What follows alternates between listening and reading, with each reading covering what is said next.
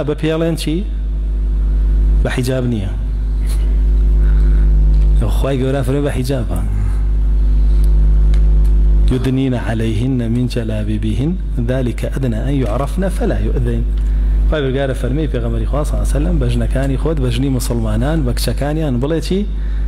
ئەو جلوبەرگە کە هەموو جوانیەکانی جسمیانە ئەشارێتەوە لە بەریکەن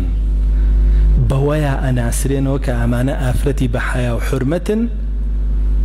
دەم پیس و زمان پیس تعلیقیان لێ نایە و بەدوایان ناکەوێ و هەوڵی ڕازیکردنیان نایە تا کەواتە لەم ئاەتەیە بەچییە بەو جلوبەرگەیە ئەویش ئەڵێ بە حیجاب نییە ئەمە خۆی لە خۆیان قسەیە ئەگەر ئاگای لە خۆی نەبێ لە دینەی باتە دەرەوە چکە خی گەورە فەرمێ بە حیجابە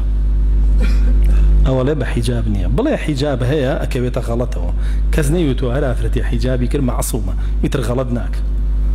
ئافرەت هەبووە لە سەردەمی پێغەمبەریشان صلی الله علیه وسلم سەحابیەش بووە تووشی غەڵەت بوو حیجابیش بوو بەچەو عەباش بوو بڵێ مەعسووم نییە ئەکەوێتە غەڵەتەوە بەس مەڵێ بە حیجاب نییە مەڵێ بە حیجاب نییە چونکە خوا بەرگارە فەرمێ بە حیجابە پێچێەوە ئافرەتەی کە تۆ وای پێڵی ئەگەر تاوانێکی گەورەشی کرد بێ خوالی خۆش بێ بەس لە تۆ خۆش نەبێت لەبەرەوەی تۆ مصیری لەسەر تاوانێکی گەورە ئەو یەک جار کەوتۆ تاوانێکی گەورە و تەوبەی لێ کردووە بەڵام تۆ بەردەوامی لەسەر تاوانێکی گەورە کە لابردنی حیجابەکەت